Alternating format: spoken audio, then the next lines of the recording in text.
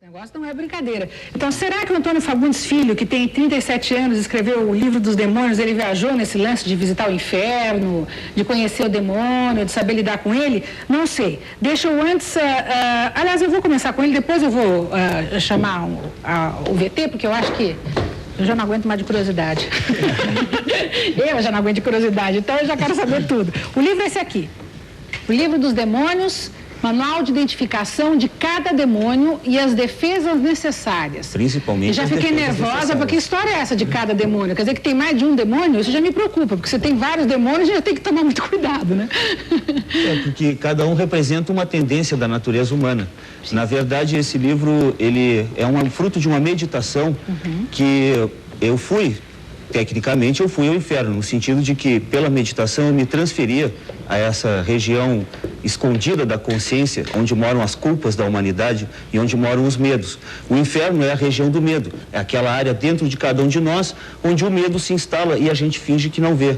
Ou é aquela área escura, onde a gente esquece o amor, a ternura e o carinho e deixa esses poderes da luz agonizarem sem testemunhas. É bonito o que você está dizendo. Então, nesse inferno eu acredito mesmo. Eu pensei que você estivesse falando daquele inferno que arde, a brasa lá embaixo, no fundo da terra. Ah, não, mas... Quer dizer, Deus e né? É que existe uma analogia. Na verdade, o inferno, essa região de medo e de terror e de solidão, ela é diferente para cada pessoa.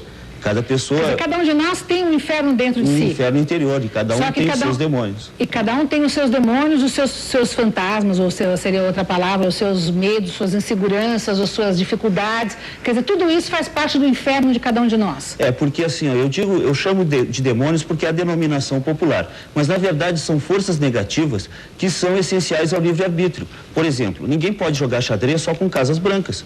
Para que haja liberdade, para que o homem possa evoluir rumo à luz, o universo não é perfeito. O universo está se fazendo.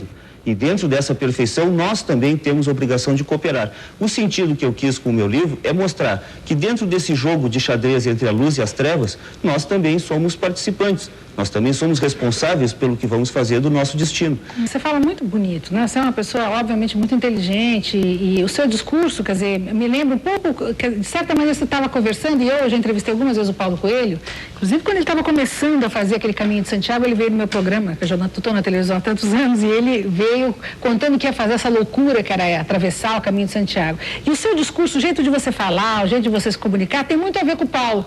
De algum jeito me lembra um pouco assim, quer dizer, é uma maneira mais mágica, vamos dizer assim, de ver a vida. E uma doutrina humanista, que coloca a responsabilidade do nosso destino nas nossas mãos. Por que você se acha uma pessoa diferente, quer dizer, que combina com o tema do nosso programa hoje, que é... justamente... Vejo o que ninguém vê. Vejo o que ninguém vê. Se aplica perfeitamente a mim, né? Porque é o seguinte, toda essa evolução, toda essa jornada rumo ao encontro com essas entidades, a cumprir essa missão, ela começou já desde a infância, né? Desde pequenininho? Desde pequeno, desde que eu falava, eu já via coisas e os meus pais perceberam que eu era diferente. Via vultos, o famoso homem de branco, a mulher de branco, o homem de preto, tem um bicho ali, aquelas coisas. E como eu era uma criança muito séria, muito comportada, eles viam que aquilo não era, né, vamos dizer, fantasia infantil, não era para chamar a atenção, né? E eles tiveram que admitir, eles não discordavam, não diziam. Eles começaram a achar o quê? Assim, ou que esse menino não está batendo bem, ou esse menino está tendo muita fantasia, quer dizer, começava, pô, esse meu filho aqui, bom, deu uma, né? Ou eu estou com santo em casa, ou eu estou com louco em casa, o menino está derivando. Acho que eles devem ter ficado nessa dúvida. Levaram para o psicólogo, fizeram, o menino está tendo uns negócios exatamente, mas aí eu não apresentava nenhum problema, por exemplo, emocional ou de comportamento, entendeu? Tirava as boas notas, era uma criança tranquila e serena, né? Mas eles atribuíram isso a uma meningite que eu tive com 3 meses de idade, que os médicos me desenganaram, né? Disseram, bom, com essa meningite, um nenê tão pequeno, não vai escapar, né? É melhor que ele morra do que ele vai ficar com sequelas horríveis. E você voltou da meningite assim? Em vez de ficar deficiente, eu fiquei um pouco paranormal, né? Que também é uma forma de deficiência. Não é legal andar vendo as coisas por aí. Por que não é legal? Porque é doloroso, de repente eu estou num ônibus ou numa lotação e começo a ver coisas e a sentir coisas, né? Como os colegas ali também devem, às vezes, ter que deter as as sensações, as coisas que a gente Por vê, exemplo, né? num lugar como esse, você vê coisas? Não necessariamente. Você Não. olhando para mim, por exemplo, de repente numa situação de um pouco mais de estresse, você tem visões? Não, é que assim, depende da condição psicológica, né? E no caso, eu estou concentrado em falar. em entender e explicar. Então, no caso, eu não estou, porque isso tudo é um processo muito, para mim, pelo menos, um processo muito lento, muito sutil. Se eu ficar conversando com a pessoa, de repente, me vem alguma coisa. Qual foi a grande visão que você teve, vamos dizer, que... É que, assim, eu já vi e percebi vários tipos de entidades, né?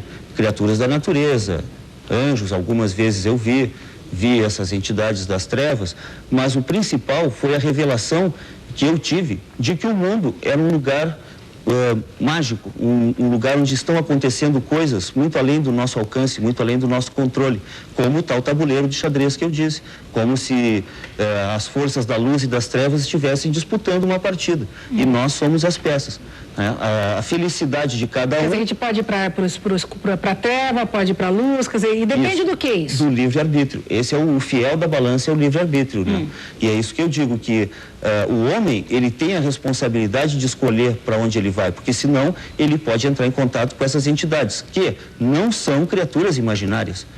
Entende? Essas entidades são como resíduos do livre-arbítrio mal utilizado. O que? Os demônios, por exemplo? Os demônios, exatamente. Mas você já viu demônios? Vi vários, todos esses que estão no livro. O livro não é uma obra de ficção, não é um relato de literatura. Não é uma metáfora, não é uma você metáfora. chama de demônio, não é que você chama de demônio as suas inseguranças, os seus medos. Você chama de demônio um bicho que vai aparecer na sua frente. Entidades objetivas que apareceram e conversaram comigo, como estou conversando contigo, claro que com cara, rosto, tanto, cheiros também? Isso, é. A única proteção que eu tinha era um cilindro de luz onde eu estava dentro, aí eles não podiam me tocar, né? Mas só isso. Mas você sentiu cheiros, por exemplo? Sentia o cheiro e eles me ameaçavam, me tentavam, me ironizavam, lembravam todas as minhas culpas. E isso também foi uma missão que eu recebi, e é muito importante porque foi a partir de uma data. Antes eu não via demônios. Eu só via, às vezes, pessoas que eu via uma coisa ruim junto com elas. Mas começar a ver os demônios assim como entidades separadamente e indo em meditação... Isso só foi depois que Deus te autorizou a escrever o livro? Foi assim, eu tive uma noite de São João, eu morava sozinho e num edifício bastante violento. Então eu não costumava me meter, briga, não me metia. Mas um dia, nessa noite de São João, eu estou lá sozinho, meditando, rezando, que é uma noite mágica, né? E um cidadão começou a matar uma moça na minha porta, né? Ela gritou, ele tem uma faca, ele vai me matar. Bom, eu já era um mago, um guerreiro, e tenho as minhas espadas na parede, né? Digo, um guerreiro não vai ficar aqui quieto enquanto a força do mal está matando uma mulher indefesa. Não me interessa quem ela é, o que ela fez, eu não conheço, né? Peguei a espada e saí para a porta para intervir. Nesse meu movimento, ela fugiu pela escada abaixo, ele fugiu também e a polícia militar vinha subindo e prenderam eles. Então, prendeu o cara, né? Eu não vi o ataque, mas eu vi as paredes sujas de sangue, né? Nessa noite, isso foi tipo por volta das 10h30. Sim. À meia-noite, o anjo apareceu e disse: olha, Antônio Augusto, realmente... Você foi bravo. Você é dos nossos, né? Tu não tivesse medo, então agora nós vamos... Isso era só um teste, né? A gente queria ver se tu acredita. Então escreve o livro... Então agora tu vai a um lugar, todos os dias à meia-noite eles vão vir te visitar. E aí tu escreve tudo que tu...